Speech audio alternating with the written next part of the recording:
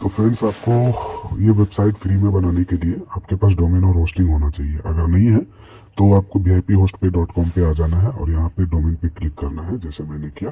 जो डोमेन आपको लेना है वो यहाँ पे टाइप करके सर्च कीजिए, ठीक है। अवेलेबल होगा तो वो अवेलेबल दिखेगा, कार्ट पे ऐड करके इसको आपको ले लेना है। लिंक जो है आपको vip-hostpay.com, ये स्क्रीन पे आपको दिख रहा होगा।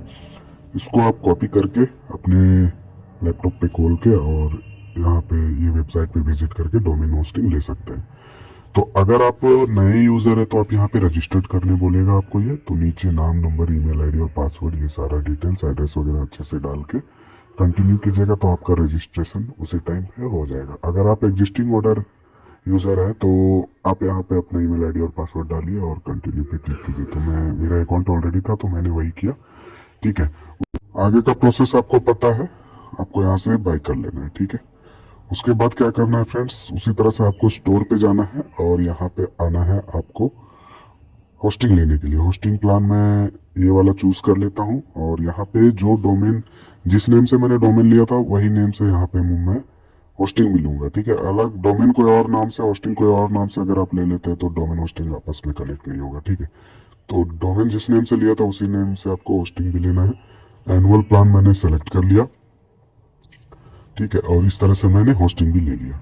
तो आप जैसे ही डैशबोर्ड पे आ जाएंगे, आप डैशबोर्ड पे आने के बाद ये देखिए मेरा होस्टिंग रेडी है। आपको log in to c panel पे क्लिक कर देना है तो आपका सी पैनल खुल जाएगा। अब यहीं पे पूरा सेटअप होगा, ठीक है फ्रेंड्स। तो अब यहाँ पे आपका मैंने सी पैनल ओपन कर लिया है।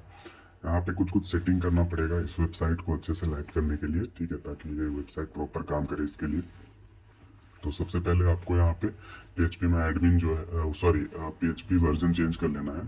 PHP वर्जन चेंज करके जो भी वर्जन हो उसको चेंज करके आपको 7.4 कर लेना है, क्योंकि ये 7.4 में प्रॉपरली वर्क करेगा। उसके बाद आपको PHP SSL TLS चेक कर लेना है। अगर SSL TLS वर्किंग नहीं है तो चेक ऑल करके रन ऑटो पे कर दीजिएगा।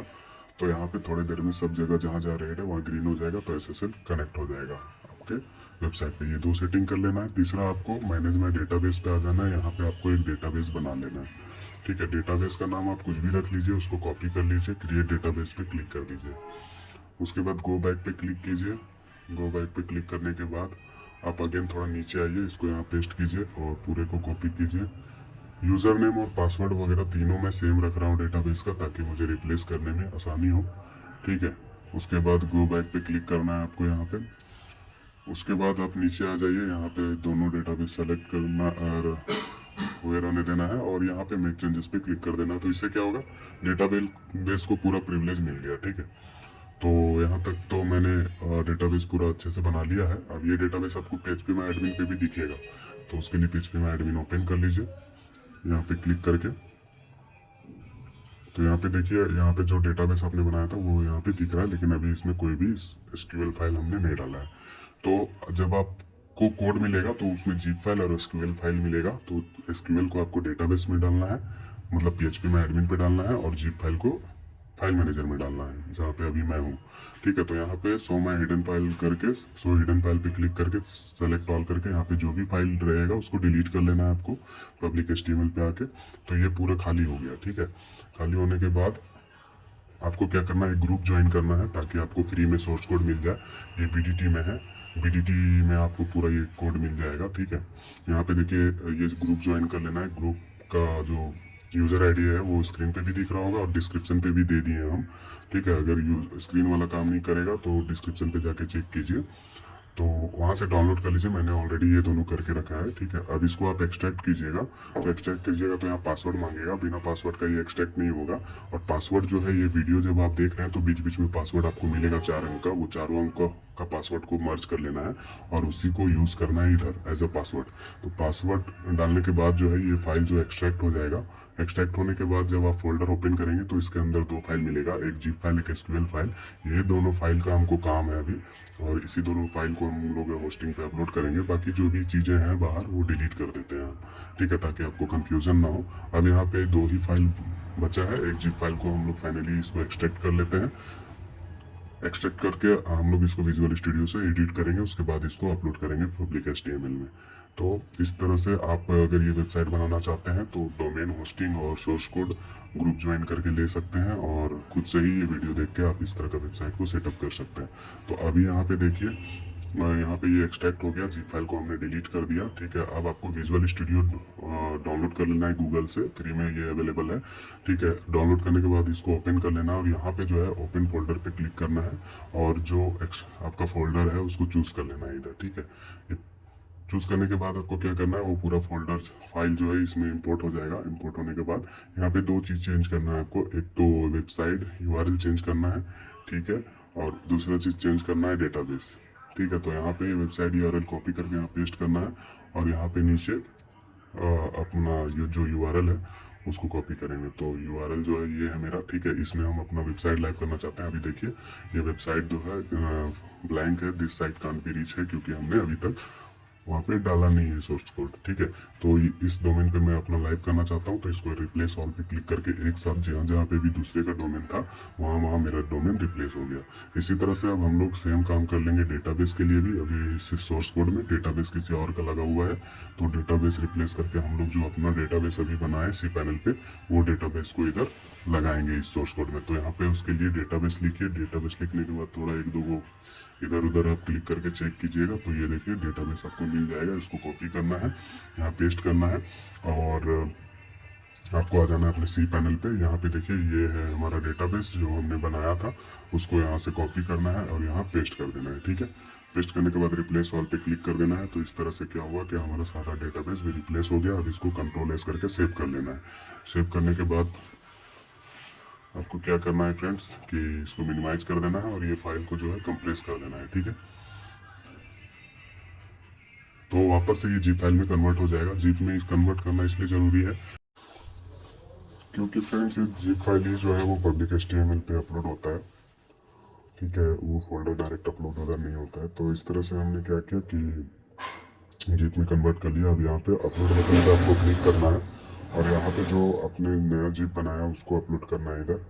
और हम लोग जो है SQL जो है उधर अपलोड करेंगे, बट उधर से भी आप डायरेक्ट भी अपलोड कर सकते हैं।